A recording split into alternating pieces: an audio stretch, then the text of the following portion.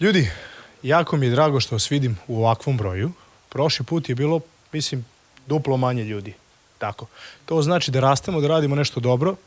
Mi ovu priču gradimo na malo drugačiji način. Onako iz nauke, sa izvora gde su informacije i tako je cela priča i nastala oko kregatina. Trudimo se da uz to što se bavimo edukacijom generalno o kreatinu i nešto što smo onako vrlo uspešno uradili u zadnje 6 meseci, da edukujemo i oko drugih suplemenata i oko drugih stvari. Da ne radimo samo kreatin, nego da služimo i kao, ajde da kažem, neka institucija koja će da bude i edukativnog karaktera u smislu da edukujemo ljude generalno o suplementima. Zbog toga smo doveli profesora Vraneša ovde. I još jednom se zahvalim, ja sam predavao celo jutro nešto mi se ne da pričam više i da najavim mog ovde čovjeka koji je ispred kompanije, Nenad Ristić. Izvolite, gospodine. Hvala. To je bio za Nemanja aplauz. Ispred kompanije i ja da vam se zahvalim, a iskoristit ću ovu priliku da se ovako javno, možda po prvi put javno zahvalim Nemanji, što nam svo vreme pomaže da iznesemo ovakav revolucionaran proizvod kao što je kregatin na način koji je prikladan takvom proizvodu. Nemanja, hvala od srca i vidi se da to radiš isto onako od srca. Mnogo smo naučili od tebe, jer smo mi, kregatin nam je poslednji proizvod u našem portfoliju, prethodne proizvode smo radili i dalje radimo na jedan potpuno drugi način u odnosu na kregatin, tako da smo za ovih 6 meseci mnogo naučili. Sad da se zahvalim vama što ste došli na ovaj naš jubilarni drugi put. Pokušat ćemo da, kao što je Nemanja rekao, pokušat ćemo da održimo ovakav neki tempo na 600-mesečnom nivou, da održimo ovako neke razgovore sa ljudima koji imaju nešto da kažu i sa publikom kao što ste vi. Dosta je to odgovoran posao, jer vi ste publika koja ima publiku koja vas sluša. I onda sve što vi kažete ima dosta onako odjeka u javnosti, jer vi kreirate javno mnjenje. I u zavisnosti od vašeg viđenja stvari, šira populacija, ajde da kažem u domenu sporta i suplementacije i fitnessa, kreira svoja razmišljenja. I mi to shvatamo vrlo ozbiljno i zato smo danas napravili druženje sa 2 izuzetna predavača koje je bio prošlog puta. Seća se profesora Sergeja Ostojića. A danas imamo čast da ugostimo i još jednog, pa ja ću biti slobodan da profesora Vraneša okarakteriše na sledeći način. Profesor Vraneš je zaljubljenik u fitness, u vežbanje i u suplemente, ali je zarobljen u telu profesora hemije. Tako da, profesore, podijem je vaš.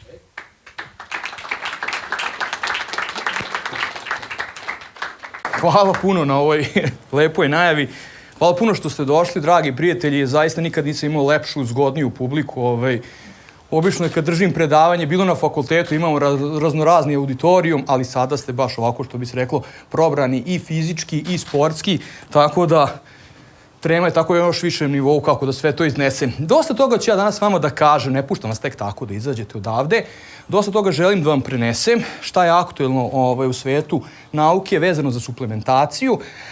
Ali ono što bih još više hteo da istaknem jeste da pokušamo da naučimo kako kritički da tumačimo ove naučne radove koji su nam dostupni, kako to da prenesemo dalje, jer to je u principu i naša obaveza kao naučnika i vaša obaveza ljudi koji ste kontakt sa širokim auditorijumom. Znate i sami da svašta mi imamo na internetu, svašta imamo po časopisima i tako da svakakvih informacija. Teško je danas razlučiti šta je dobro, šta nije. Imamo blagi konflikt, vidite i sami, po pitanju vakcine između nauke i korisnika, tako da bilo bi dobro da posle ovog predavanja se makar za 1 stepen vratimo na pravi kolosek. Ja dolazim sa PMF-a u Novom Sadu, tamo sam profesor na hemiji, između ostalog držim i analitiku sportskih suplemenata i eto, odatle kreće neka moja ljubav o suplementaciji. Za sada bi trebalo samo da uključimo ovo, da vidimo da radi. Radi, odlično. Prvo bismo trebali da kažemo nešto o tome šta su suplementi. Svi znamo o tome nešto, u principu malo šta znamo. Nije lako definisati šta je sportski suplement. Vidite, jako je teško napraviti razliku gde se završava ishrana, počinje suplementacija, gde završava suplementacija, počinje doping. Iako to delo jednostavno i nije baš tako. Vidite, stvari možda čak i u našoj percepciji. Znači, ako bi ja vama rekao crni čaj, izvor kofeina, to je u redu. To možemo da popijem ujutru, to je čak i zdravo, što bi se rekao. Ako bismo rekli kafa, dobro, možda nije baš najzdraviji, ali 1, 2 nije problem. Već energetski napici, neko će reći da, neko ne. Mada, što kaže, 80% ljudi u svetu konzumira kofein na ovaj ili onaj način. Ako bismo dalje rekli tableta kofeina u prodavnici sportskih suplementa, to je već nekako malo opasno, to su već tablete. Ako bi vam dao kutiju hemikalije kofein, što mi naručujemo kao hemičari i tako dalje, gde je u principu i najčistiji kofein koji možete da dobijete i da popijete, to sam siguran da od vas niko ne bi odmerio na vagici i uzeo. Ili bar ne bi većina.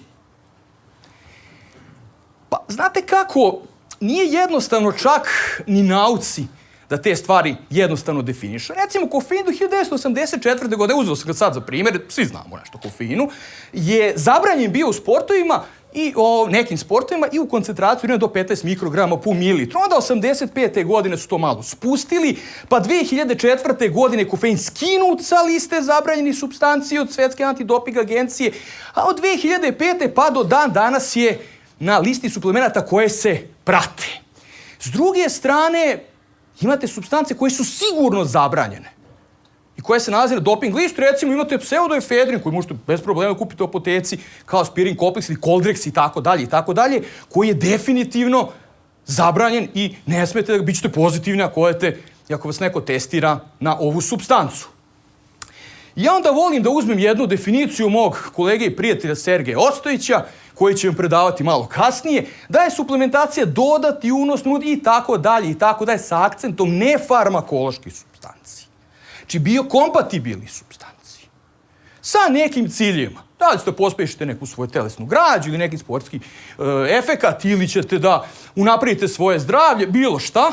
Znači, to se svodi u principu na nefarmakološke supstance. Dolazimo do pitanja koliko nam mogu pomoći ljudi koji se time bave manje ili više. Recimo, odete u prodavnicu sportskih suplemenata, dođete na ovako jedan raf, nemate pojma.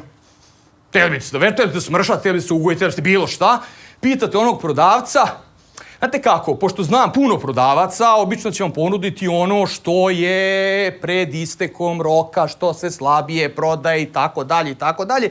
A čak i da mi je prijatelj često ne zna šta zaista da vam preporuči.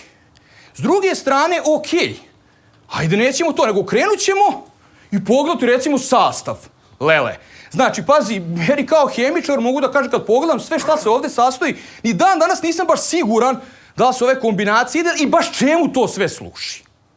Tako da, ni to neko naše znanje koje možemo da pokupimo na relativno brz način sa interneta neće pomoći da vidimo da li je ova formulacija bolja od neke druge.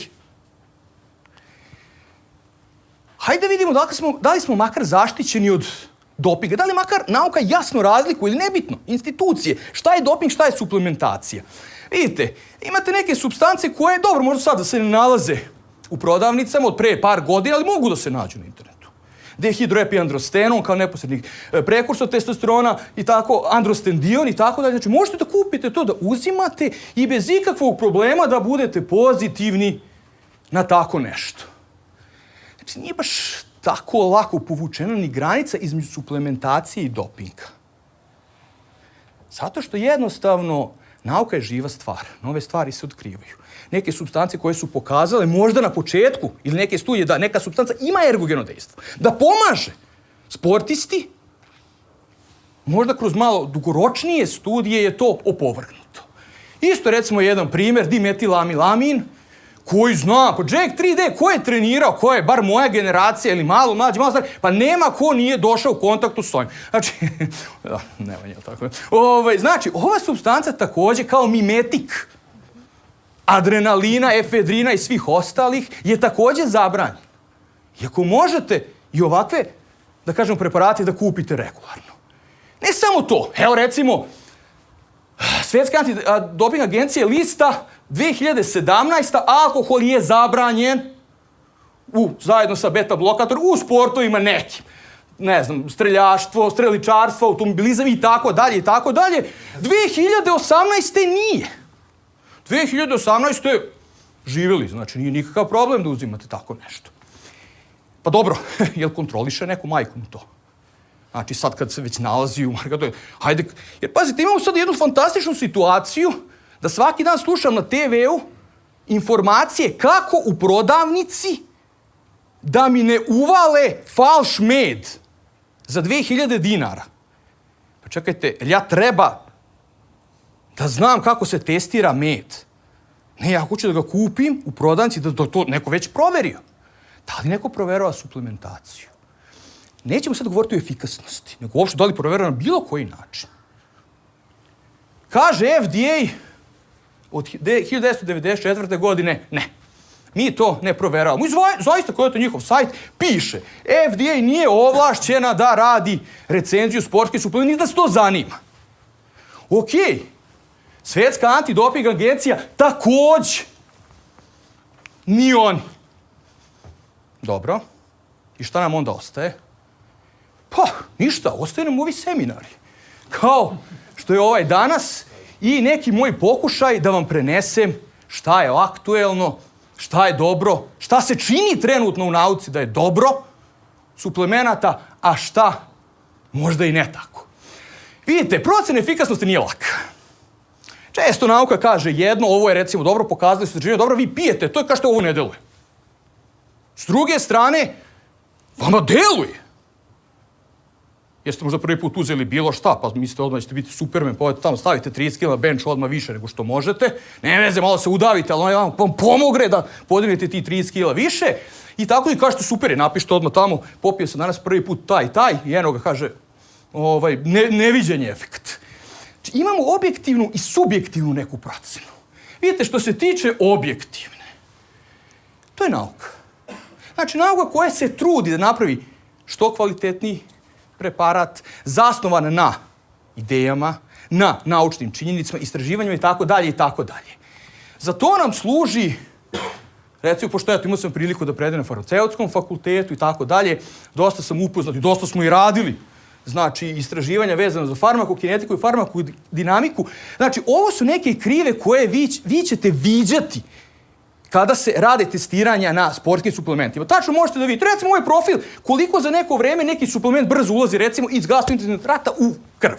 I sad možete kažete, za ovo vreme nema ga u krvi, dostiže neki svoj maksimum za, ne znam, pola sata, ova površina je ukupna koncentracija koja se nalazi i tako dalje. Znači, ovo je neka nauka, ovo je merenje, ovo bi trebalo da je objektivno, ovo bi trebalo da je dobro.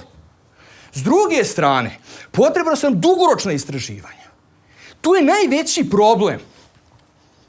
Kad pročitate naučni rad i on kaže, evo ga, pokazali smo, znači, da uzimanje toga i toga vi posjetite taj benefit na trčanju 400 metara. Ljudi uzimaju samo taj zaključak pročitaju. Ali, mi smo u obavezi da vam to objasnimo i vi ste u obavezi da to prenesete. Da kažete kritično, da, ali vi ste to radili na 3 ispitanika. Starosti od 25 godina, recimo, utrenirani ili neutrenirani. Uradili ste se možda metodom koja nije adekvatna. I to niko ne proverava. Vi hoćete samo zaključak da pročitate. To nije dovoljno. Morate biti kritični. Morate dublje ući u tematiku.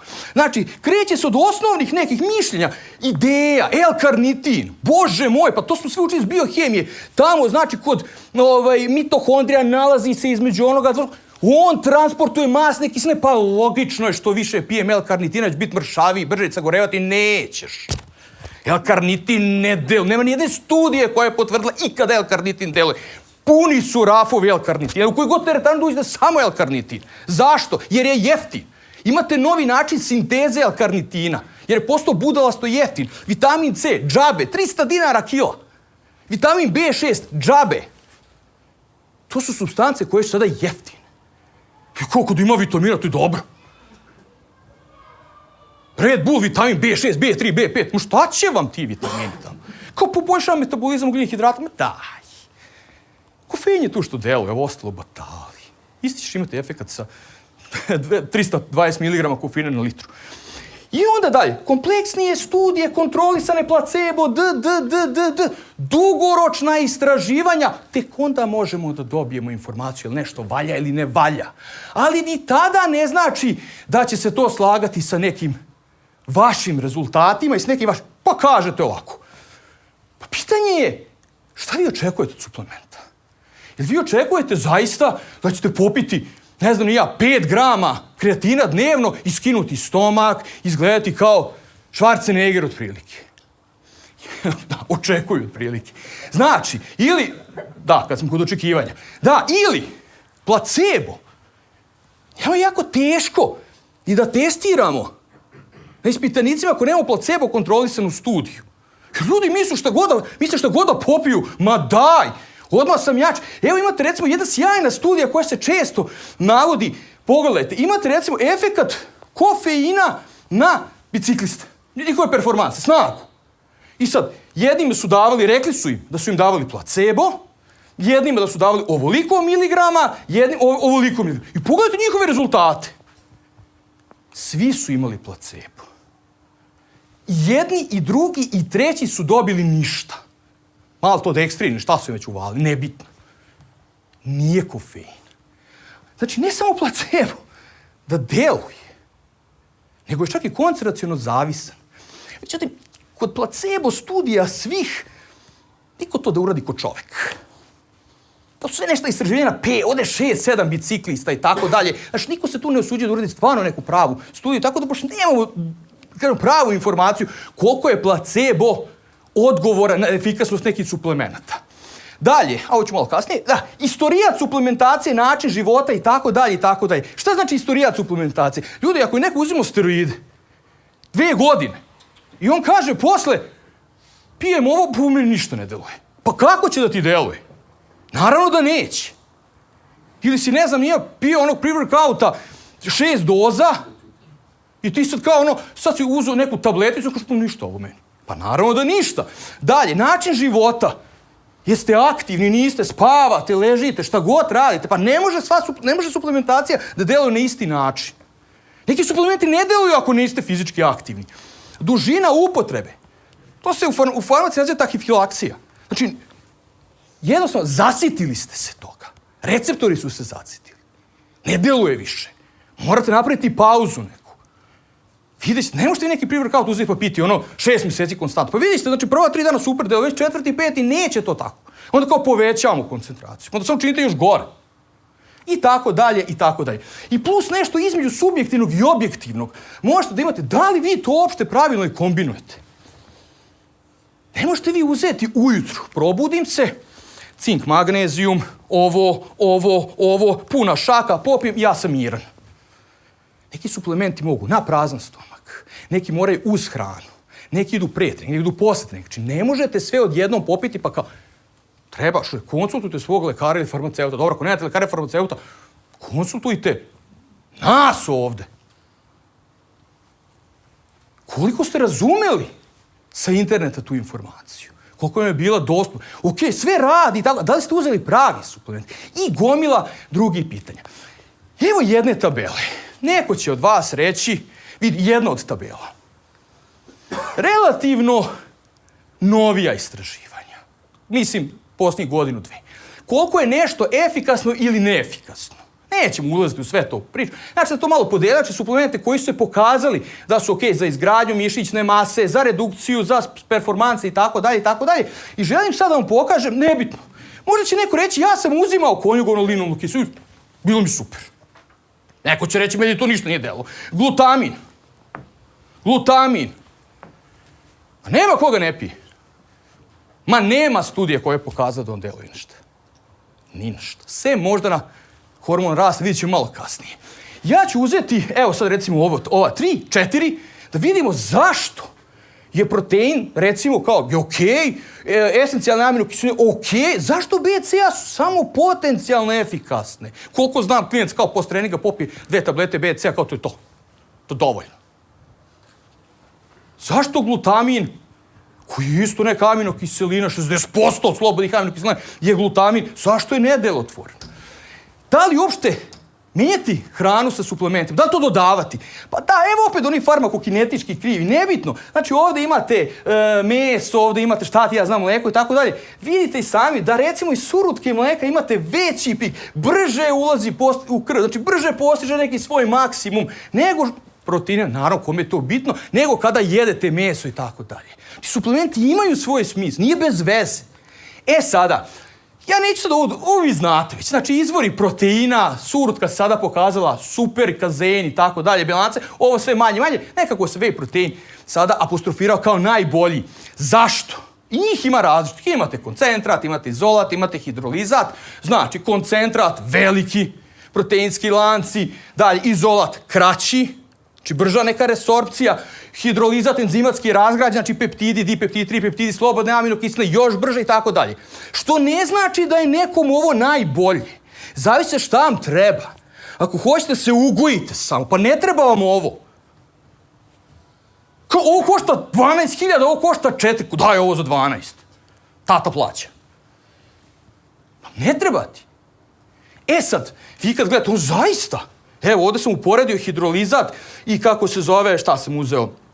Izolat zaista jeste hidrolizat, brže postiže koncentraciju pri kraćem vremenu. Ovdje je opet koncentrat upoređen sa izolatom i tako dalje. Vidi se, znači, da izolat postiže za kraće vrijeme veću koncentraciju u krvi, ali pitanje je da li nam sve to treba. Kako vi uopšte da procenite da li je neki preparat kvalitetan?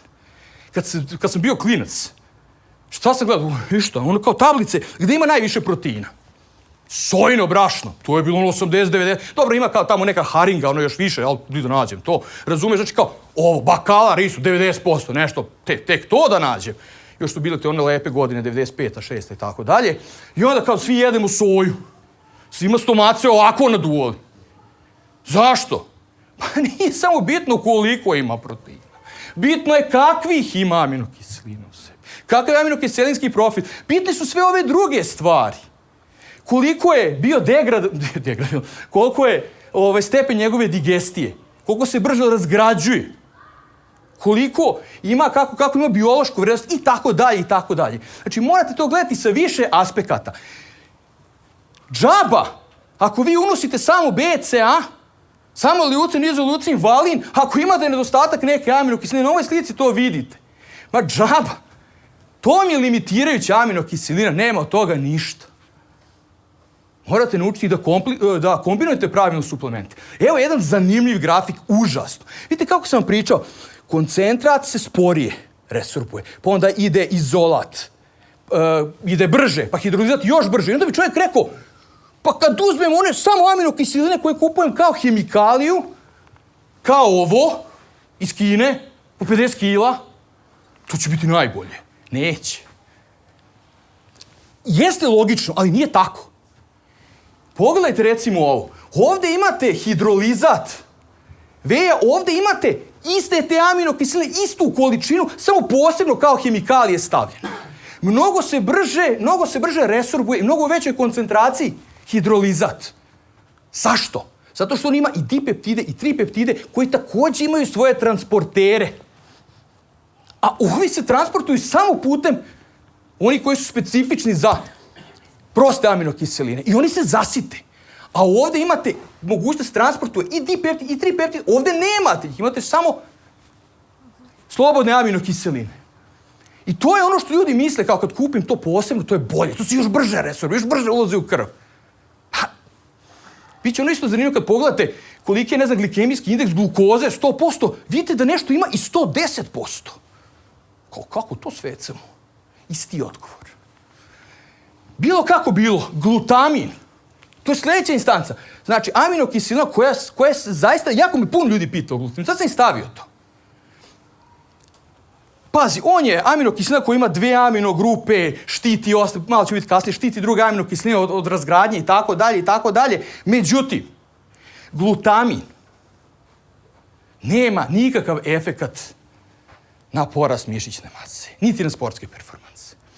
On ima jedino, za sada se radi istraživanja, neki efekat na povećanju koncentracije hormona rasta. Sad, hormon, ovdje sam stavio, to ću malo kasnije, ovdje sam stavio, kaže, uloga glutamina u sprečavanju razgradnje BCA. I to jako često ljudi greše. Znači, pogotovo klinci. Znači, dođe i kupi BCA jer je jeftin. Jeftiniji od proteina. I pijete samo to posle treninga. Završite trening, popijemo 3, 4, 5, 6, 7 onih tablete, kao to je to. Čekaj bre, samo te 3 aminokiseline. Nažalost, naš organizam je tako napravljen da ako nema šećera, a šećer i glikogenske depoje će prvo da popunjava kad završite trening. I usmerit će sav metabolizam da to prvo uradi. Ako mu niste pojeli ništa slatko posle treninga, prost neki ugljeni hidrat. Nema vere. On će krenuti da vam razgrađuje baš te 3 aminokiseline. Jeste. BCA su najzastupljenije u mišićnom vlaknu. Leucin, izoleucin i valin. To stoji. Ali, nažalost, organizam najlakše te 3 aminokiseline razgrađuje. Iz leucina može da dobije energiju, direktno da prevede u energiju. Izoleucin i valin mu služe za popunjanje glikogenskih depoa. Odnosno, sve što ste uzeli te 3 aminokiseline neće se iskoristiti za izgradnju mišićne vlakana, nego za energetski benefit. Glutamin u povećanju hormona rasta, vidite ovako, glutamin je prekursor za sintezu arginina. Arginin je također aminokiselina koja se jako često spominje u sportskoj suplementaciji. Arginin ponovo je definitivno zaslužan ne samo u NO reaktoru, da se oslobađa NO iz njega, nego da stimuliše lučenje hormona rasta. Sad, onda neko kaže, čekaj, što glutamin? Pa uzet ću arginin. Piću arginin, što bi češao ovuda ovdje. Pa da, ali arginin kad popijete, 40% vam se već rastori u želucu. Na ornitin, ureo i tako dalje. Duše, ovo je istraživanje nekim svinjama, ali nije bitno, slično je to sve. Vidite i sami. Znači, jako brzo se razgrađuje i kad uđe, i ti 60% kad uđe u cirkulaciju, posle sat vremena praktično ga više i nema. Odnosno, vrijeme poluraspada je manje od 1 sata. Znači, arginin nije najsjajniji za suplementaciju što se tiče tog aspekta, s aspekta povećanja hormona rasta. Pa dobro, šta da uzimamo? Evo sad novije studije, ovo je nešto relativno novo. Mislim da je i Sergej sad krenuo kako zove da radi nešto s citrulinom, koliko sam malo ispratio. Znači, sad se pokazuje da citrulin, vidite kako je to interesantno, kad uzimate citrulin, imate ga u svakom onom NO reaktoru. Dobro? Znači, citrulin brže povećava nivo arginina nego arginin kad uzimate. Slična je priča o kregatinu. Malo ćemo o tome kasnije. Ljudi, to jeste prava nauka. Znači, nije ono sve što se logično čini. Ovo su dugoročne studije. Ili glutamin koji ide još, da kažemo, ranije, znači ranije od sinteze i od njega se također stvara arginin. Ovo je sve potvrđeno u relativno novim naučnim studijama. Zaista je, pogledajte, ovdje imate recimo da suplementacija citrulinom povećava linearno skoro koncentraciju arginina kojim opet treba za nešto i tako dalje. Priča o kreatinu. Kreatin, verovatno najpoznatiji sportski suplement. Biološka dostupnost 100%. Sve se usvaja. Fantastično. Sve što jedemo, sve, hrana, tamo, Krebsov ciklus, stvara se od njega jedan molekul koji se naziva ATP, čuli ste, adenozin trifosfat. On skladišti tu energiju. I posle on tu energiju distribuira, znači, za rad organa, za fizičko naprezanje i tako dalje, i tako dalje. To je otprilike ovako nešto. Evo vam adenozin difosfat, znači 2 fosfatne grupe. Kada se vi hranite, vezuje se još jedan fosfat, gradi se ATP. Posle, kad vam treba energija, on se razgrađuje. Znači, ova veza se kida i to je to. U svakoj sekundi, u svakoj ćeliji, 10 miliona molekula ATP-a i ADP-a se konvertuju jedan u drugo. Koliki broj. Sav taj sjajni ATP. Sad, ovaj 100 nije baš nešto težak, ali nije bitno. Zamisli da je težak. Možda i jeste, ako je multiplan. Nije ni bitno. Znači, vidite, sad, znaš da ima ovo jedno 100 kila, 120, znači, probamo da podignemo, onako, dižete neki svoj 80, 90, 100%. Koliko imate ATP-a? Koliko imate vremenski? 1 sekundu. Za tu 1 sekundu, sav ATP na bazni nivo. Odnosno pada to. A vi znate, definitivno, baš nije, baš sad oni dizači tegova dižu za jednu, ako ne može za 1 sekundu da podigne do batali. Traje to malo duže. Pa traje. Zato što u našem organizmu ima jedan sjajan molekul koji možete uskladištiti mnogo više nego ATP, naziva se kreatin. Kreatin omogućava najbržu moguću regeneraciju ATP-a što može bilo koji drugi proces. Ne zahtjeva prisustvo kiseonika i tako dalje, tako dalje. ATP, kreatin, fosfat i kreatin mogu da nam omoguće, to ja vučem taj 107-8 sekundi, čak i ako sam neutreniran, čak i ako se nisam suplementirao. Suplementacija kreatinom to može da podigne još za 20-30%. Znači, veoma, veoma bitno. Taj fosfokreatinski sistem je u principu ono najjače što mi imamo u našem organizmu. Inače, eto jedno zanimljivo, čisto da znate. Imate 3 do 7 sekundi i možete vi to povećati suplementacijom. Kaže, potrebno je minut i po do 2 da se regeneriše taj fosfokreatinski sistem. Znači, ponovo da se, jer vama se fosfokreatin prevodi u ATP i on se troši, on ostaje samo go-kreatin. I onda vremenom, kad se vi odmarate, ponovo se vraća fosfatna grupa i tako dalje, i tako dalje. Treba 2 minuta. To znači, ljudi, ovako. Ako ste imali tek koji možete podići jednom, ako ga niste podigli za tih 10 sekundi, vidi, sigurno se neće desiti ovo. Čekaj da se malo odmorim jedno, 10 sekundi pa ću ponovo. Ma nećete podići sigurno. Nećete ni posle tih 10, nećete ni posle pola sata, posle pola minuta. Treba vam bar minut i po 2, da biste pokušali ponovo. Odatle to potiče, mora biti tolika i tolika pauza. Kako se pije? Mislim da svi znamo, neću ulaziti puno detalje, faza punjenja, 3-4 dana, tako dalje, po 20 grama i sve ostalo. Da li mora biti faza punjenja? Ne mora. Vi možete uzimati svaki dan po 3 grama, posle mjesec dana doći ćete manje više na isto. Koliko traje kreatin ako ga ne pijem, kad moram ponovo da radim faze punjenja i tako dalje, pa mjesec dana. Znači, ako ga ne uzimate duže od mjesec dana, morate da ponovo krenete ceo ovaj tretman, punjenje i sve ostalo. I sad se postavlja jedno pitanje, što kreatina nemamo u čokoladicama? Mi imamo proteinske čokoladice, nemamo kreatinske čokoladice. Mislim, vidi, možete i naći na tržištu, vjerojatno Kinezi prave nešto. Ali da li ima smisla? Pa nema. Vidite, kreatin, kada imate visok sadržaj ugljenih hidrata ili u čokoladicama ili proteine, tako da njegova resorpcija je mnogo manja. Najbolja resorpcija kreatina je kada se razmuti u vodu i popije takvu. Tu nema šta.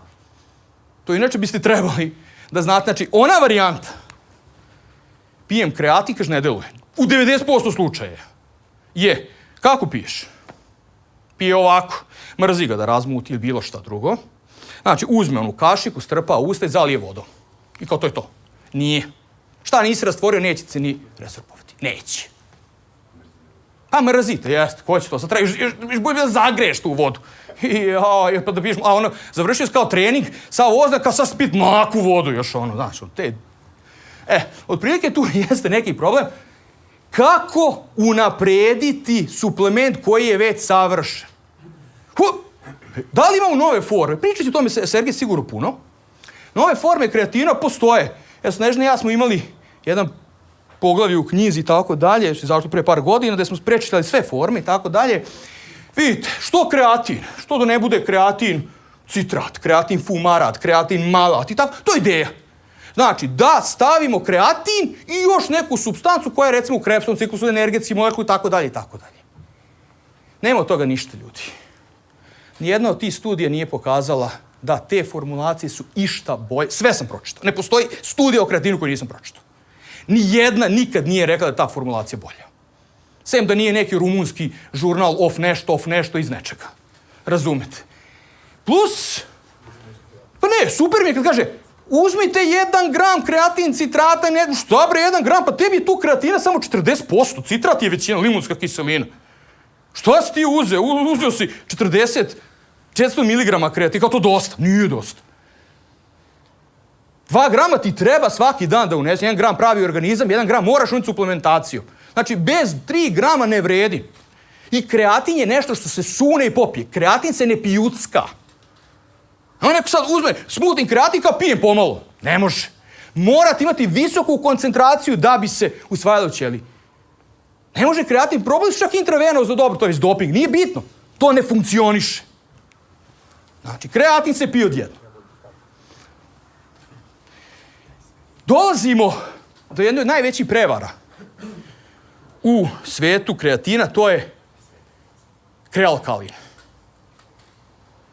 Ja prosto ne mogu da verujem da je to prošlo, ali prošlo je. Prolazi još uvek čak. Jeffrey Golini, neuspeo bodybuilder, još manje uspešan naučnik, je napravio jednu falš studiju da je lažirao rezultate, stavio ovako nešto u patentu. Kaže ovako, vidi, što je sredina kiselija, kreatin se razgrađuje strašno, ovo iz njega možete naći na internetu, pri pH želuca ode u Božju mater, za pola minuta, minut nemate ga ništa i ćao. Prvo, niti je ova brzina tolika. Drugo, ovo je prava studija, gde se pokazuje da u kiseloj sredini njegova razgradnja je jako spora. I tu zaista postoji hemijski razlog, strukturni, zbog čega tako nećemo ulaziti u to, s negdjenim hemijom, nije ni bitno. Pročitam njegov patent, njegova kapsula se sastoji od kreatin monohidrata, ništa, gluposti neke, natrium karbonat, koji je džabe, naravno, mislim, košta ništa, natrium karbonat, to ga puferiše. 1 gram. Isto 1 gram natrium karbonata, to je nešto kao soda bikarbonat, samo malo baznije. Soda bikarbonat vam je NaHCO3, ovo vam je Na2CO3. Znači kao, još je malo baznije. Ljudi, s 1 gramom, ne da nećete učiniti u želucu ikakvu promjenu pH, samo možete blago možda podrignete i tako, i to je sve. Dobro je za gorušicu. Da, za gorušicu, eventualno, da sam skup lek, možete kupiti sodu bikarbonu u rifuzi kilo, otprilike. I tako su izašle studije koje su pokazale da, piše vam već sam, sa vrlo relevantnim. Kad god vidite ovog čiku ovde, znajte da je studija vrlo ozbiljna. Dobro, pa šta je onda budućnost kreatina? Smo to bataliti kao to? Ne. Vidite ovako, ljudi. Malo biohemija, ali vrlo malo. Zato smo uz ovaj lep slajd. U bubrezima i zamjenu kiselina, arginin, glicin, Valdemar to doktorirao na tome, tako, sećamo se. Sintetiše se gvanidinosilčetak, GA! Gvanidinosilčetak, i krvotokom ode u jetru, metiluje se sa adenozimetioninem, gradi se kreatin. GA, neposredni prekursor kreatina. I tu dolazimo do te inventivnosti. Vidite, ljudi, ovo je kreatin, ovo je njegov prekursor. Nađite razliku. Tu. Možeš misliti. CH3 grupa. Pa jeste važno. Mi smo radili silne istraživanja i računarske simulacije, pokazali smo da su tu užasno velike razlike kad imate i nemate tu grupu. Međutim, GA može mnogo toga što ne može kreatin. Može da prođe krvno-božnu barijeru. To se jako pokušalo. 20 godina su pokušali da uguraju kreatin nekako u mozak. Nije išlo. Može da se brže konvertuje u kreatin nego što može sam kreatin. Da poveća više koncentraciju kreatina nego što. I na taj način dobijate ovaj proizvod koji je, da kažemo, novi na tržištu. Znate sam, poznato vam je ovo. Jeste. Znači, nije promijenjeno ništa, što bi se reklo hemijski kreatin, nego je samo dodato nešto što ima sinergistički efekat sa kreatinom. Ista priča, ljudi, kako ovo ćete povećati hormon rasta malo prije. Znači, ne uzimate arginin, nego uzimate citrulin. Ista je priča. Tako i ovdje. Ali za ovo nešto vam treba puno znanja iz biohemije, medicine, puno nauke. Delo je prosto, puno istraživanja, ali nikako i nije. Može li bolje? Može. Vidjet ćemo. Borit ćemo se. Profesor Sergej, ja volim Valdemara što vidimo ovdje, zato što je on bio naš, da kažemo, pokusni kunit, zato napravili smo prvi tečni kreatin na svetu. Ne treba da se rastvara, ne treba ništa. 3 puta bolja resorpcija, ispitali na Valdemaru. Nikad to neću to mi je bilo fantastično. Ja moram to da ispričam. Dali čoveku da popije, vadi krv. 7 ujutru, 7, 15, 7, 30, i tako dalje, i tako dalje. Jovana radi analize kako zove njegove krvi i sve ostalo. Zovem ja njega u 7:30, rekao, ćao Valdemar, kako se ošao? Dobro je, profesor, nisam dal da jedem nešto, ali kao ide, nekako tu, ide, dobro. Zovem njega u 8:30, rekao, Valdemar, kako si? Kao dobro je, sad, kao malo sam se već smorio, ali kao dobro je, sad već malo ređe vade krv. Zovem njega u 10, rekao, Valdemar, kako si? Pa dobro sam, kao, profesor, što me toliko često zovete, šta si ovo popio, Znaš, otprilike, na tako nešto smo se, na ta komunikacija, na kraju, sve to prošlo super, on rekao, Bože, kad se to završilo, on se rekao, da li treba da popiš i ovaj komercijalni, razumiješ, da uradimo to isto. Da, ali evo, živ, zdrav, nasmejan i gladan. Bilo kako bilo, da, kombinovali smo nešto i dobili ovo. Znači, ovo nije rastvor, ovo je čist kreatin. Naš tim, evo, tu su mi koleginice, koji, dobro, ne izgleda da radimo vredno, ali to je to. Mislim, ali verujte mi, već imamo nešto što se nadamo da će jednog dana zaživjeti. Nešto smo napravili, pa se nadam da ću možda već sljedeće godine imati priliku da vam pričam više o tome. Za sada neka ostane samo ovdje moja ruka koja to drži. Možda ćete imati priliku i da probate. Da se vratimo sad, ti 100 € što si mi dao, to je to. Znači, to je prilike za tu priču. Bilo kako bilo. Idi. Šala, naravno. 200. Mislim. Kofein. Svi znamo sve o kofeinu. Rekoh ja, 80% ljudi koristi kofein. Studija koliko hoćeš. Da li deluje. Da li radi? Pa, znamo i svi. Pijemo energetske napitke. Otkud on deluje? A vidite, evo vama opet ATP. Kad ste jako umorni, kako vreme odmiče, ne samo da se otkidaju jedna, druga, fosfa, nego na kraju dobijete samo ovo adenin i riboza, to se naziva adenozin. Pa sad kad pogledate, evo ovo. Evo vam kofein, evo vam liče, jel da? Ovaj adenozin odlazi u receptore adenozinske u mozgu, stimuliše i vama se spava. Kofein je sličan, dolazi do istih tih receptora, u glavi se, ali ne izaziva efekt. I to je to, blokira ga. Srećom, ne traje, neće se spavaš nikad, jel? Ali, to je to. Znamo da kofein deluje. Imate, ne samo što povećava nivo adrenalina, imate tu efekata i u biciklizmu, i u trčanjima, traci, tako dalje. Koliko se pije, neću to puno da gnjavim, koliko se uzima, nemojte više od 10 grama na dan, jer nećete sutradan imati kome priliku da ispričate, jel? Mrtva usta ne govore. Ono što je dobro kod kofeina je ta priča da nije bitno iz kojih izvora. Isto je, pili ga iz kafe, iz čaja, iz isto je. To je dobro. Znači, ne možete puno pogrešiti, ako ga pijete odavde iz tablete, dobit ćete identičan efekt. Ništa ga ne blokira. Samo kratka priča o beta-alaninu, zato što se pokazao kao efikasnim. Vi sami znate za šta se koristi. Pa da vezuje mlečnu kiselinu koja nastaje u anaerobnim uslovima. Nećemo gnjaviti, od glukoze dobijate mlečnu kiselinu, pa vas bole ruke, noge, imate upale, šta ti ja znam. Bilo kako bilo, zaista beta-alanin se pokazao kao suplement koji zaista funkcioniše. Ali to znamo. Ajde vidimo šta ne znamo. Pa dobro, možda znamo i ovo. Znači, beta-alanin sa histidinom gradi jedan novi molekul, peptid, koji se naziva karnozin. Karnozin je bio ruski patent, koji od više nije zaštićen, pa je sad karnozin postao malo dostupniji i krenula su malo konkretnija istraživanja vezano za njega. Vidite, beta-alanin kao suplement da, karnozin kao da, histidin bez veze, totalno. Histidin kad imate u preparatima ne sluči ničemu. Histidin može da uđe u ćeliju, ništa od njega nemate, znači to je to. Znači, ovo okej, ovo ili ovo vam ne treba. Dobro? Međutim, je li neko pio od vas beta-alanin? Pecka. Tako je, pecka. Zašto pecka? Pecka zato što mi volimo hemičare. Vidite ovo, beta-alanin, to je beta-aminokiselina, sve ono drugo izgleda alfa. GABA, Gama-aminobuterna kiselina, neurotransmiter. Pa, jel da liče? Upravo su njihovi receptori, odnosno mogu da stimulišu te receptore i to je to gama-aminobuterna kiselina, znači neurotransmiter i tako da. Zato imate taj efekat ježenja.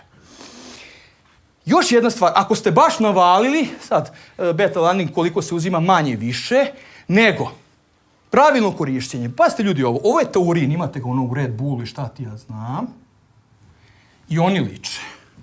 Ako baš navalite da uzimate previše beta-alanin, tipa ono mesec, dva, neće vam se resorbovati taurin koji je jako važan.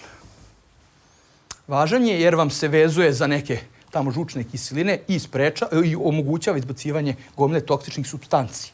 I njihov transport jako je važan. Tako da ako ovo baš uzimate jako dugo beta-alanin, možete krenuti suplementaciju posle mjesec dana i taurinom. Neminovno. Jer bi bilo stvarno loše kad bi samo 3-4 mjeseca uzimali ovo. I zato, kad smo Sergej, ja i Valdemar pričali, kako sad taj GA uđe u mozak? Mi smo hipotetisali, znači možda su taurinski, tamo ima i na vašem sajtu čim sam video, možda su taurinski receptori, GABA, transporteri, jesu svi ti molekuli slični. Moguće, znači ti molekuli slični, ne može organizam baš sve da razlikuje toliko fantastično. Ne mogu da ne spomenem, iako ste svi u formi neverovatnoj preparate za mršavljenje, ali zato što jednostavno, ajde zanimljivo je, pa pitaće vas neko, pa ajde da im kažemo neke osnovne stvari. Bože moj, preparat za mršavljenje, ovo je mast koju treba razgraditi. U organizmu je razgrađuje nešto što se naziva HSL, hormon senzitivna lipaza. Enzim hormon, zavisna ili senzitivna lipaza, hormon. Stimuliše se hormonom. Kojim? Adrenalinom. Šta to znači? To znači, pa kad sluči adrenalin? Kad se uplašite. To znači da nemate onda problema sa kilašom. Sad, ovo je nezgodno svaki dan, jel? Ajde, 11 tolike medvede. Bilo kako bilo, pa dobro, može to nekako drugačije. Može, adrenalin se luči vežbanjem. Kad vežbate, pa neću da vežbam, neću da pijem, da ne idem u teretanu. Kao, neću da se zamaram. Može to nekako lakše. Može. Imate supstance koje imitiraju adrenalin. Jedna od njih je efedrin. Efedrin se pokazao kao sjajan. Ljudi, ima moje generacije ovde. Efedrin, kofein, salicilat. Dobiješ stomak, odeš, uzmeš to, 20 evra, 20 maraka je bilo, piješ mjesec dana, ode.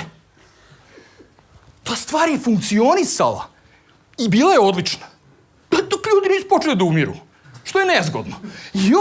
I stvarno su studije pokazale da efedrin radi posao.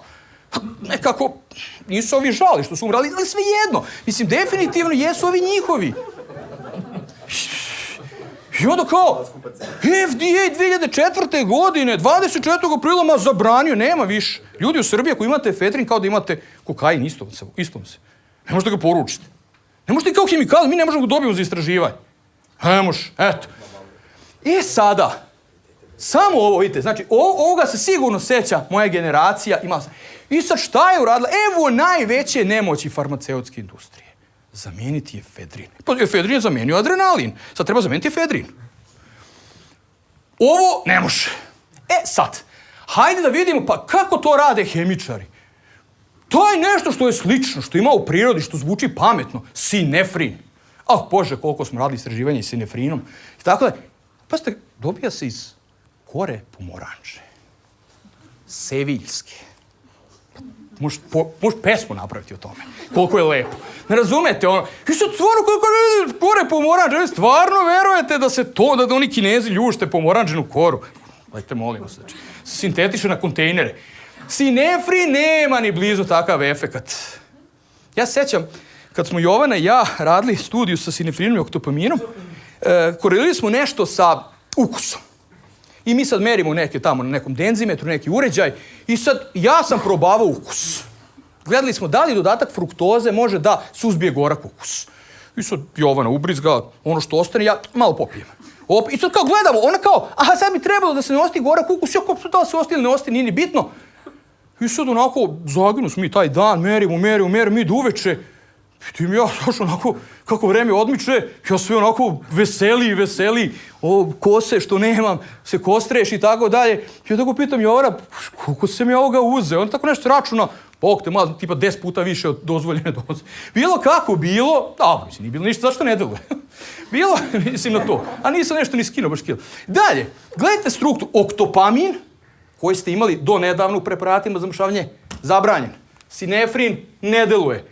Amfetamin, Breaking Bad i tako dalje, znate, zabranjen. Dimetil, gledajte kako je to lepo. Pogledajte ovo. Gledajte ovo koliko to. Znači, šta treba od ovoga molekula? Samo ovaj deo, vidite ovo. Opa, ovo. Kako su hemičari uspeli to da smanje, na malimo. I sada, šta je poenta u suplementima? Pa daj zakačit ćemo ovdje još jednu grupu. To nisu zabranili. Imate i sada na tržištu koliko hoćete. Ovih metilamina. Zašto bude dimetilaminamin? Znaš da bude heksilamin, heptilamin, bilo koji amin. Svi će oni delovati. A dok ovi iz FDA krenu to da zabrane, mi ćemo 4-5 godina to da prodajemo još uveliko. Ketoni maline. A to tek ne deluje. Ne vredi o tome ni pričati. Tu je i naš L-karnitin. Ne deluje. E sad, pazite ovo. Ovo je zanimljiva jedna priča. Kao da nije dovoljno komplikovan život da skinete koje kilo. Znate sami da organizam voli masti. Brani masti. Čuva ih. To što se vama ne sviđa, baš ga briga. Ne da nam ovaj put da se aktivira. Kreće u stramputicu. Ovaj jedan enzim fosfodiesteraza razgrađuje nam i ne da nam da se ovaj put aktivira. Ideja blokirati ovaj put. Čime? Verovali ili ne? Kofeinom. Odatle kofein u svakom preparatu za mršavljenje. Kofein blokira sporedni put. Jednu stvar da znate. Imate jako puno molekula koje ovo blokiraju i koje aktiviraju. Recimo, etanol u alkoholu jako aktivira ovaj put. To kad kaže, ja popio 2 rakije, kad nema tu kalorija. Nema veze. Ako ćeš da mršaviš, ne možeš ni jedno. Jednostavno, ovaj put ti se aktivira, nema razgradnje masti. Isto tako, insulin. Ako imate puno šećera koji jedete, pa naravno da će vam se ovaj put otvoriti što da neko razgrađuje masti kad vi ne znate šta ćete sa šećerom. Imate energije koliko nećeš. I tako dalje. Evo ljudi da uporedite nešto. Ovo nekad ste imali efedrin, kofein, salicilat. A sada to nemate. Imate isto to. Nije više kofein, sad je ekstrakt zelenog čaja i crnog čaja. To vam pišem. Nije više sinefrin, nego je ekstrakt gorke pomoranče. Nije više salicilat, nego je ekstrakt bele vrbe. Pazi, salicilata se sintetiše na desetine, stotine tona godišnje. Kad ste zadnji put vidjeli belu vrbu? Realno. Hidroksicitrat, tako dalje, kapsicin, ekstrakt iz bibera, paprike i tako dalje. I završavam s ovim, veća. Uticaj suplementa na testosteron, znam da to mnoge zanima. Ja o ovome imam jedno dobrih 140 slajdova, pa sam izabrao samo 2-3. Vidite, na kraju testosteron, znate sami, potpuno se definiše muškarca. Ubrizgajte mu, smanjite mu testosteron s godinama ili ubrizgajte mu ženski hormon, drugačije se ponašati. Ne samo sa stanovišta treninga, nego sa stanovišta percepcije, kognitivnih osobina, svega. Menjate se iz korena. Ja kažem, jednom se rashodovala neka laboratorija, pa sam ja dobio na poklon gomilu testosterona, progesterona, estrogena, estradiola. I uvijek govorim mojim drugarima, to sam ja donao kod mene nešto tamo, imam kod kuće. Rekao sam, Bože, imam toliko tih hormona, mogu bez problema od tebe da napravim od muškarca ženu i te vratim nazad za 1 mjesec i po 2. Bilo kako bilo i onda svi pitaju šta sa suplementima. Testosteron, nažalost, opada s godinama. Koju god studiju da gledate, opada, ovo i ode dole, džaba. To je tako. I onda šta uzeti? ZMA, cink, magnezijum, aspartat, vitamin D3, vežbe snage, to ćemo izdati Nemanji da priča, odmor i tako dalje, neću to pričati. Tribulus terrestris. A nema toga ništa, ljudi. ZMA se nije pokazao. Ni cink, ni okej, i cink i magnezijum su važni. Svi mi u zemlji Srbiji imamo deficit, inače. Ako se ne suplementiramo i cinka i magnezijuma, to znamo. Dosta je to značajno, ali da očekujete da će vam nešto značajno skočiti, značajno testosteron, tako što ćete piti ZMA, verujte da neće. Vitamin D3 ima malo više uspeha, ali, evo, ovdje želim samo da vam pokažem na jednom slajdu. Ovdje su vam različite formulacije cinka. Kupite neki za 1000 dinara, kupite neki za 300 dinara, da li ima smisla? Ima. Nije isto, ljudi, ako uzimate helatinizirani cink sa glicinatom, glicinaminog kiselina, pikolinatom, glukonatom i tako dalje, to su skupe formulacije. I neorganske cinkove, kao što je cink oksid, najjeftinije moguće, znači njegove resorpcije 20-30% samo. Cink sulfat, ovo su jeftini cinkovi. Nije isto. Znači, za gvožđe je najvažniji nutrijent što se tiče minerala. Najvažniji. Znači, vi, ako uzmete gvožđe vezano sa histidinom ili sa hemom, ovdje sa histidin ima smisla, on se jako dobro resorbuje. Zato što liči na onaj gvožđe koji mi imamo u hemoglobinu, koji nam je prirodno bio kompatibilan. Iz mesa i tako dalje. Ako uzmete da glabate neki zarađali ekser, nema ništa, nikakva resorpcija. Iako i gvožđe je jedno i drugo, što bi se reklo. Znači, ovdje ima smisla. Znači, tu jako je važno da li se dati malo više novca ili ćete uzimati, znači, kad uzimate cink i tako da tražite uvijek helatinizirani, ima smisla, velika je razlika u resorpciji. Tribulus, bugarska biljka koja stiže u Srbiji iz Kine, iako se graničimo s Bugarskom. Ako je vrlo interesantan put. Nema ljudi studije koja je pokazala. Nijedna. Pričaju meni ljudi, ali dobro, ali ja osjetim nešto. Mislim, moguće. Ali nema ni jedne studije koja to... Jedna jedina za koju se svi hvataju je ova. Da, ali kad pročitate studiju koju što niko ne čita, kaže da su ispitanici dobijali tribulus terrestris plus androstedion, ono na početku zabranjeno, plus dehidroepiandro... Pa šta si tribulus terrestris?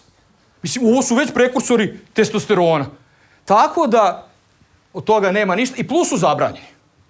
Zabranjeno, DHEA zabranjen, zabranjen. I kao jedan od posljednjih slajdova, zloupotreba. Nigde nauka nije zloupotrebljena kao suplementacija. Nigde. To nauka je pokazala. Muka mi od te kolokacije. Ovo mi je studija o cinku. Ova studija je pokrenula tu priču da je cink dobar za povećanje nivoa testosterona. Kaže rezultat studije da je porast koncentracije cinka koji uzimate u korelaciji sa povećanjem nivoa testosterona. Naučimo da čitamo ove grafike. Morate uvijek pogledati ovaj parametar ovdje. R, to se naziva... Kako beše? Koeficijent korelacije, tako, Pearsonov koeficijent. Ako nije veći od 0,2, 0,3, nema korelacije. Ovo je ništa. Ovo nije. To što je povučena linija, to ne znači ništa. Jer ovo je korelacija. Ovo je nešto što je jaka korelacija. S druge strane, ljudi, pogledajte sami, da je slučajno u ovoj studiji od 100 ispitanika, da su još našli nekih 8 koji su imali ovakve vrednosti, vi bi imali ovo. Što je vrlo moguće. Zato je na nama da kritički posmatramo, ne čitamo samo zaključak. Ne onaj samo, otvorite rad pa pišem tamo kako je urađeno, ono, prva strana i rezultat. Ne. Moramo da budemo kritični prema tome, znači mi koji se bavimo naukom, da prenesemo na vas neku informaciju i uopšte kako, a vi da nastavite to, znači da zaista možete da prenesete prave informacije ljudima. To je naša dužnost, naša obaveza, a verovatno i ljubav prema tome će omogućiti to ne bude sve teško. Ja vam se zahvaljujem na pažnji.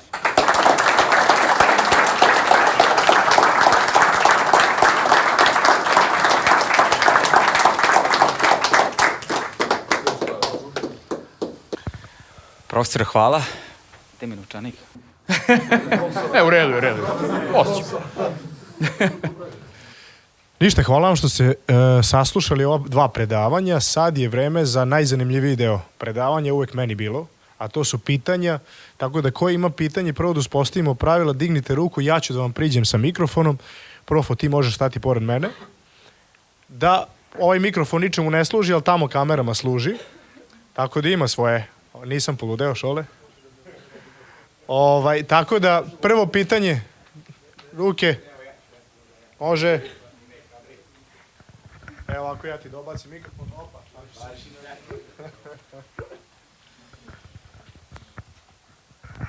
1-2, čujem se. Bogoljub Pečić, ja sam iz Beograda. Uvaženi profesore, hvala na ovom divnom predavanju.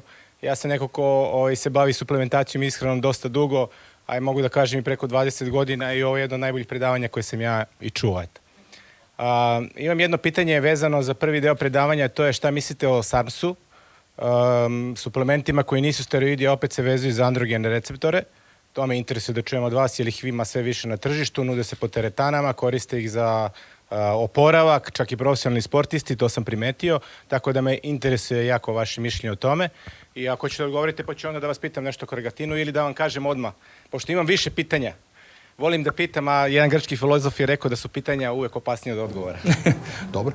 Može, vidite, imamo sad jednu sivu zonu, u principu jednu eru peptidnih hormona, hormonskih modulatora i tako dalje, ligandrol i sve ostalo što je aktuelno. To jeste za sada, da kažemo, dosta nedefinisano i od strane FDA i od strane Svetske antidoping agencije. Ono koje su moje informacije, šta je meni dostupno, znači da postoji neki efekt. Znači, zaista postoji neko naučno utemeljenje zašto bi to moglo da funkcioniše i zašto to funkcioniše.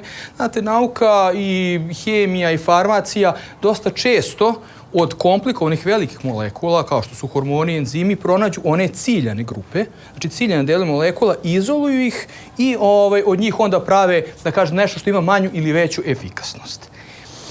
Ono što je problem kod ovih studija jeste da ih nema. Nažalost, ne znamo uopšte ništa o dugoročnom efektu takvih preparata, apsolutno ništa. Ni ja.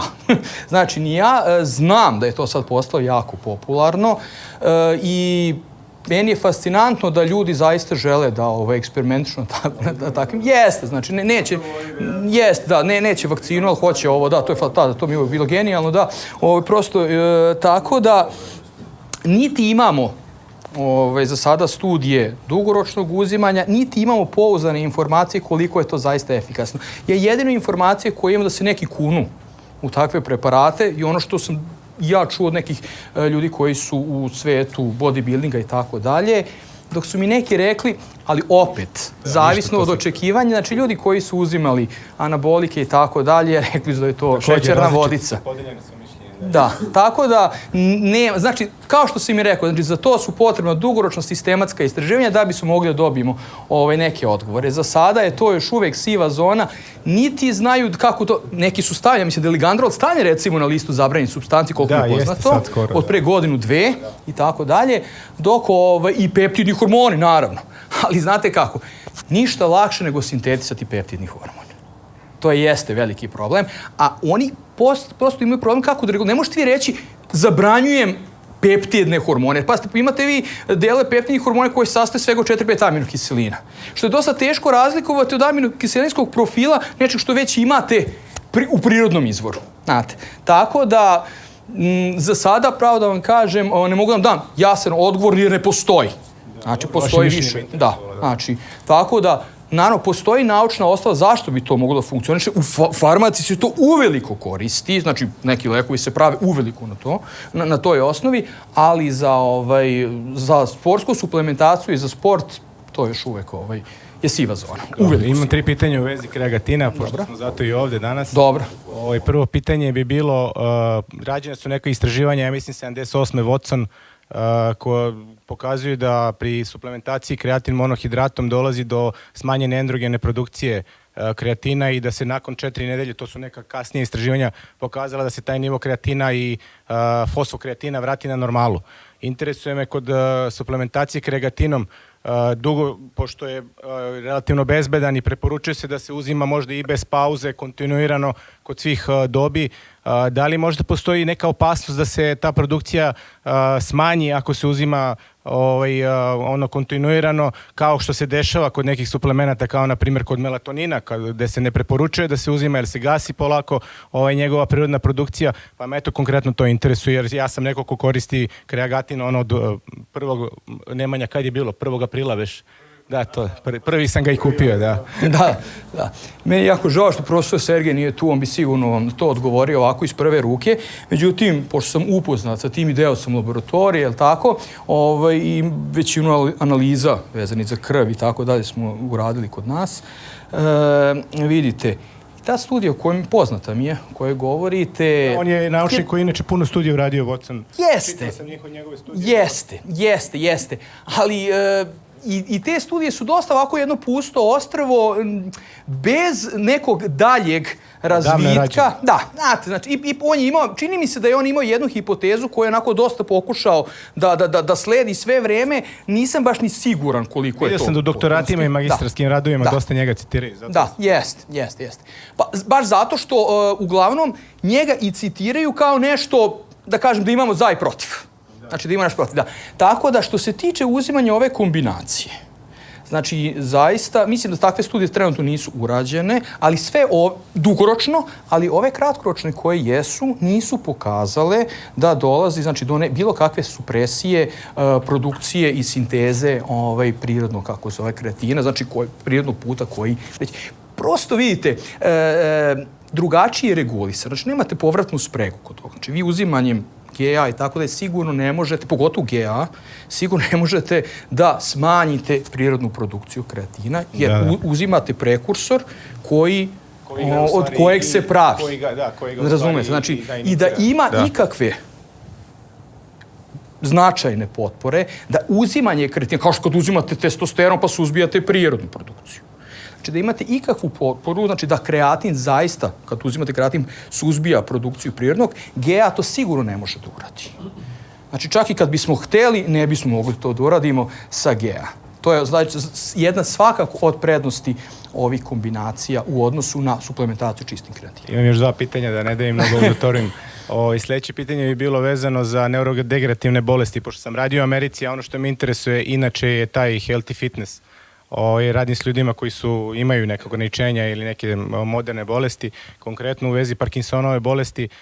Jako me bilo začudilo u Americi da čak i bogati ljudi koji imaju Parkinsonovu bolest, osim levodope, ne dobijaju nikakav lek, nikakvu terapiju. L-dopa je tu što imaš i to je to. To je ono što im daju i ajde zdravo. Međutim, ja sam sam na svoju ruku, znajući neke studije i čitajući o kreatinu, jer me to jako interesovalo, davao kreatin i imao sam fantastične rezultate s ljudima, da su prvo dobijali na snazi, a druga stvar, da su i mentalno i u fokusu bili mnogo, mnogo bolji, tako da su posle 15 dana, na primjer, radili chest press sa 100 kila, a nisu mogli da ustanu iz trolija, iz kolica. Da li bi možda kreagatin mogao da se svrsta kao neki terapijski lek i zvaničan, jer znamo da u Americi pogotovo isto ne postoji taj zakon o suplementaciji, zato je tržište tako i neuređeno i tu postoji toliko problema da svašta nude i svašta prodaju. Mislim da bi u tom smeru možda moglo da se pravi neka i promocija i da se ide ka tom smeru da se takvim ljudima pomogne, jer mislim da zaista može da se pomogne i da ima i tekako efekata što se toga tiče. I sljedeće pitanje možda za tebe, Nemanja, što se tiče kreatina, pošto znamo da je nivo kreatina različit, zavisi od vrste skeletnih mišića. Ima ga mnogo više u ovom tipu 2, da.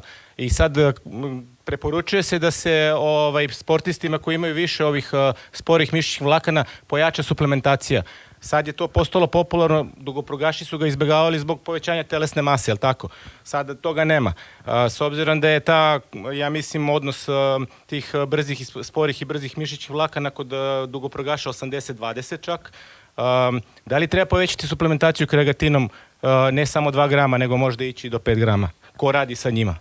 Pa znaš šta, zbog veće efikasnosti popunjavanje ćelije, to jest bržeg rasta nivoa kreatina usled dodavanja gonidosirćadne kiseline, mislim da još nije istraženo dovoljno da možemo da kažemo nekom da je veća doza duplo preporučena, da je to sigurna doza na dugoročne staze. Da.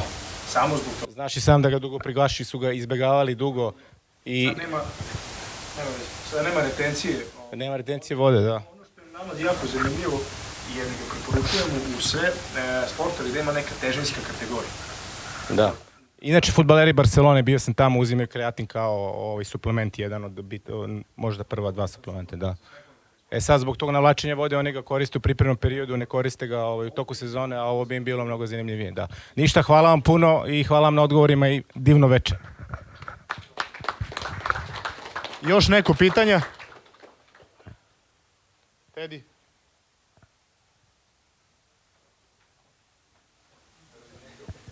Inače, ja imam case study sa ligandrolom, pa ću posle da... Merio sam sve, nikad gora stvar. Profesor Vraneš, divno predavanje, bilo jako zanimljivo. Jedno pitanje konkretno vezano za kregatin. Imam par situacija na terenu, što se kaže, ljudi koji bi žele da ga koriste i imaju povećanu mokriću kiselinu ili giht. I sad, da li je kregatin bezbedan za takve ljude, da li mogu da ga uzimaju ili bi, pošto je povezanost kreatina za bubregi i sve ostalo, moglo napraviti neki problem ili da se pogorša stanje? Ovako, znači, prvo što bi ja svakako savjetovao i kada se uzima, vidite, ja sam imao već nekoliko slučajeva ljudi koji su, kažem, popili kesicu 2, 3, 4 odjednom, posle toga uzeli malo vode i, kaže, imali su problema sa želucem, teralogine povrećenje i tako dalje, tako dalje. Znači, definitivno prvu stvar koju bi trebalo da kažem, jeste dovoljna količina vode da se uzima. Znači, to je jako važno. Znači, da uzmete to zaista, pazite, rastvorljivost kreatina je negde oko 18 grama na litru. GA se rastvara negde oko 3 grama na litru. 3-4 grama, znači dosta je slabija. Da, znači, mi smo merili rastvorljivost i jedne i druge supstance, znači kreatin je toliko, GA je još slabije rastvoren. Mislim da bismo trebali da uradimo tu studiju, znači da ispratimo dostupnost i sve ostale parametre, između ostalog i koncentraciju mokrice kiseline i tako dalje, u zavisnosti od protokola uzimanja kreatina. Znači, po meni bi trebalo biti uporan, rastvoriti takvu formulaciju, dovoljno količini vode i na taj način je uzimati. Sad nisu urađene studije koliko, da li GA u potpunosti se resorbuje i tako dalje. Znači, u ovoj formulaciji, koliko znam, nema takve studije, tako. Ovo je ipak relativno sve novo, tako da za početak, ono što nam je sigurno, što znamo iz suplementacije sa kreatinom, znači ja bi to preneo i na ovo, ne možemo ništa pogrešiti, da budemo uporni u rastvaranju uzimanja dovoljne količine vode za početak. Jer može da se desi, pogotovo ako je neko uzimao veću količinu, vama je rekao da uzeo možda 2 grama, možda je uzeo i više. Nije uzimao uopšte. Dobro. Ni kreatin, Aha, mislite da bi nešto smetalo u tome. On ima to stanje, znači utvrđeno i on pita da li bi, pošto je slušao i gledao sve o kreatinu, znam, da, jer pitanje da uopšte sme da krene. Jasno mi, znači, vidite, to je jedan problem kad dodate kod lekara i kad uradite analizu krvi. Ako ste uzimali kreatin, on vidi povišen kreatinin u krvi, znači odmah, džaba, vi možete njemu govoriti koliko god hoćete da ste uzimate kreatin, on će reći da imate problem s bubrezima. Sve on vas uredno sasluša. Mi smo radili 100 studija o tome, znate, bavimo s time, kao super je to, ali ti imaš problem s bubrezima. I pij više prolom vode. To je otprilike tako nešto. Znate, pa to je odgovor. Znate sami kako to već kod nas. Tako da, ne vidim razlog da GA, odnosno ova smeša, na bilo koji način ima neku interferencu sa tim što ste mi rekli. Znači, svakako, sve to treba istraživati, ali ja zaista ovako metabolički ne mogu da to dovedem nikakvu... ali što znači, vidite, to što smo mi rekli, ono što je ideja i što je do sada poznato, ne mora da znači da u kombinaciji... Svakako, sve će se to jednog dana istražiti, sve to i jako je zanimljivo uopšte vaše pitanje. Izuzetno zanimljivo je razmišljati na tu temu. Ali ja ovako, sa mojim znanjem iz biohemije, metabolizmu, zaista ne vidim nikakvu interferenciju između toga. Hvala vam puno. Još pitanje? Može. Prvo, svako poštovanje i zahvalnost za ovo stvarno nadahnuto predavanje. Tu smo negde po godištu, čini mi se. Komentar samo jedan. Znači, naravno da ima delova populacije i pojedinaca koji imaju velike potrebe i za kreatinom, i za krega i tako dalje. Biće sigurno tih još formula kao što ste sami na ovaj tečan oblik koji će se pojaviti, odnosno uskoro, jeli? Ali, samo da strogo obratimo pažnju da su ljudi skloni da naginju ka supstancama. Ok? Rekreativci, nerekreativci, profesionalci, stari i mladi, povređeni i nepovređeni. S jedne strane treba da se uči kako da se radi, kako se trenira. Aerobno, anaerobno, ok? Da se vode računa o telesnoj težini, ishrana, rehidracija, soli, razumemo se. Ok, odmor, oporavak, to se najteže uči. Ok? Najlakše je, krega, koliko kesica, ali mogu ja duplo? Samo taj komentar, Apsolutno. da se to osvrnite na to, jer je Apsolutno. veoma Znate kako? važno. Iz prakse znam da...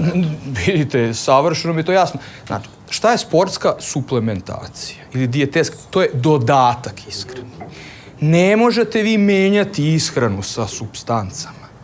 Razumete? Odatle dolazi jedna nova priča, jer pazite, vi ako uzimate protein, znamo kako se on dobija, znači whey protein i tako dalje, znači proces je jednostavan, znači to su prirodni izvori. S druge strane, kada uzimate supstance, jako morate voditi računa kakve supstance nabavljate, kako je rađena sinteza i tako dalje, i tako dalje. Vidite, meni je savršeno jasno da vi kad kupujete čiste aminokiseline, znate koliko je teško kad uradite sintezu, vi imate D-aminokiselinu, L-aminokiselinu. Kao što imate D-glukozu i L-glukozu?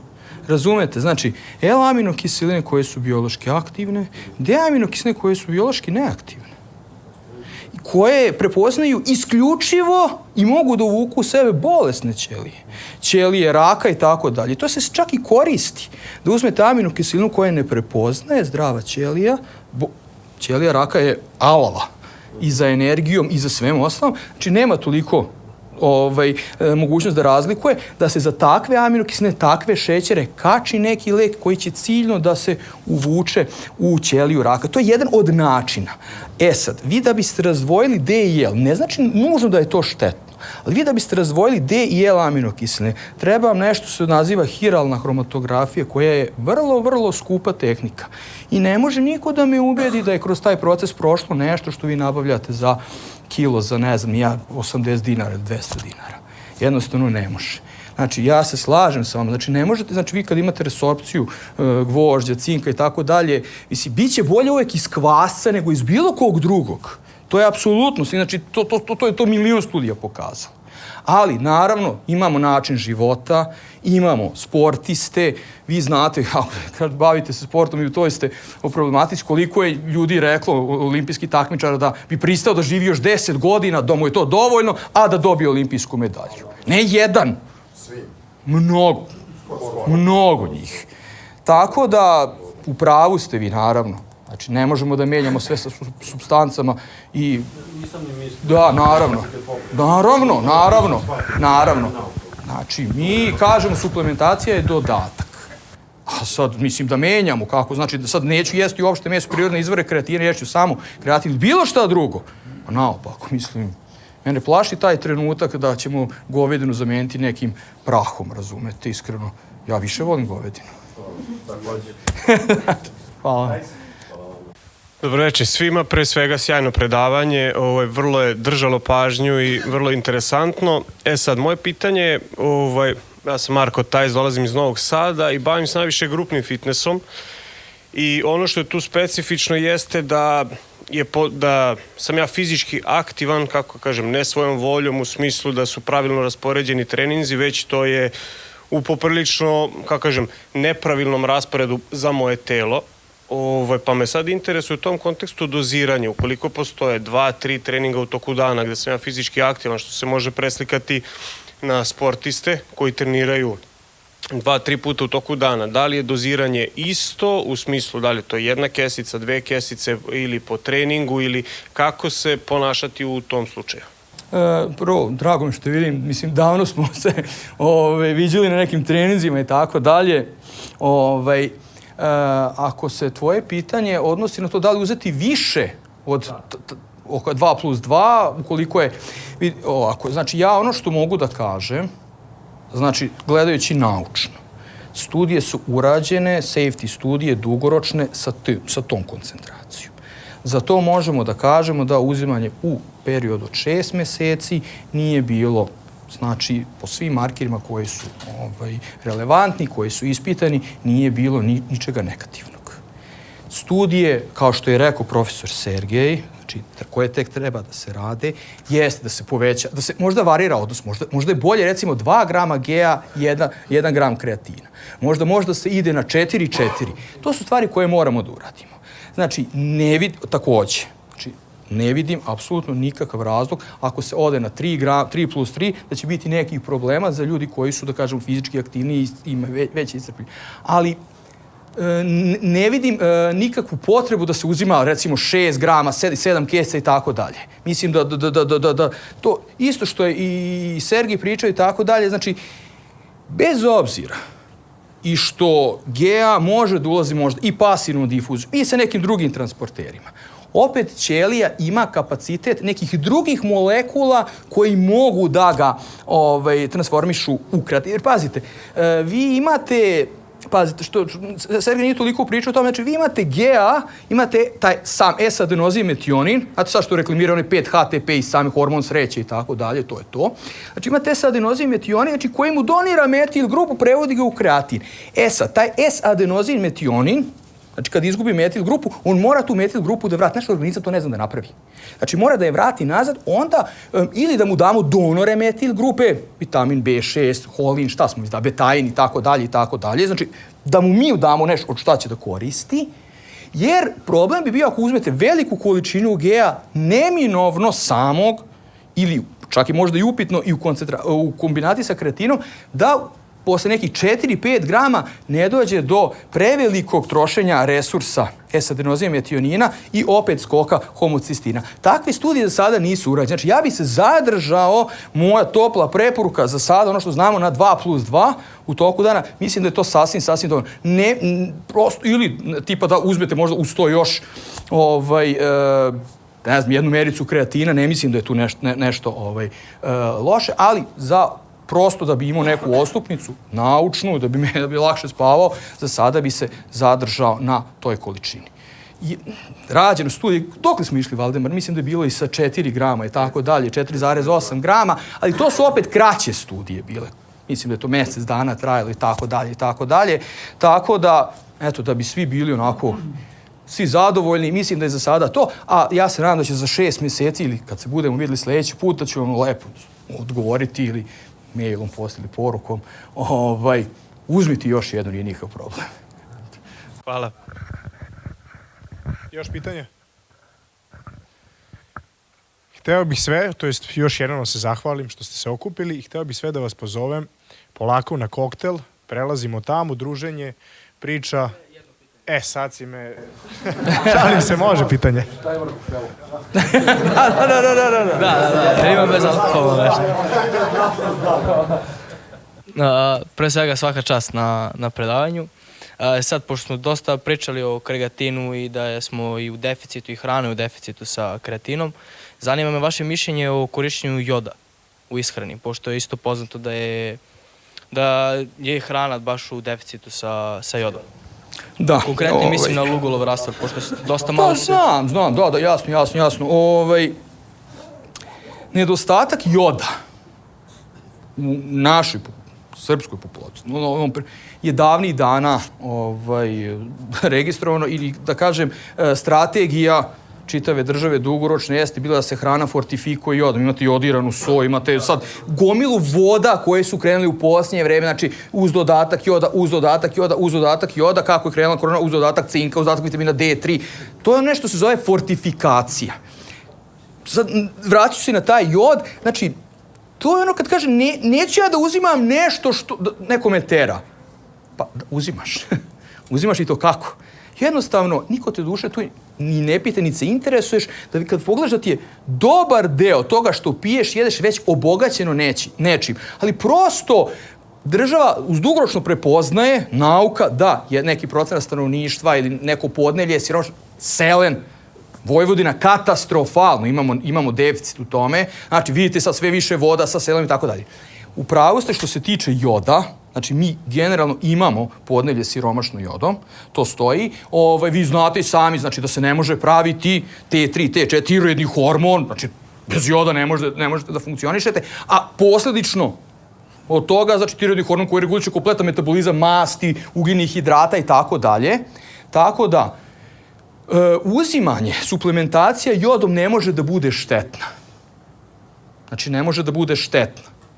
Sve, naravno dok ne preterujete i tako dalje, zato što jod ima isto neku kompeticiju s nekim drugim anionima, ali samo ako imate problema nekih zdravstvenih. Ovako, znači ako nemate nikakvih problema, znači imate sve parametre tiroidnih hormona i tako dalje na mestu, nemate nikakvu potrebu da uzimate dodatnu koncentraciju joda. Pogotovo ako imate pravilnu ishranu i tako dalje, ali čim trenirate sigurno se da vodite računa i o tome. To sam prilično ubeđen.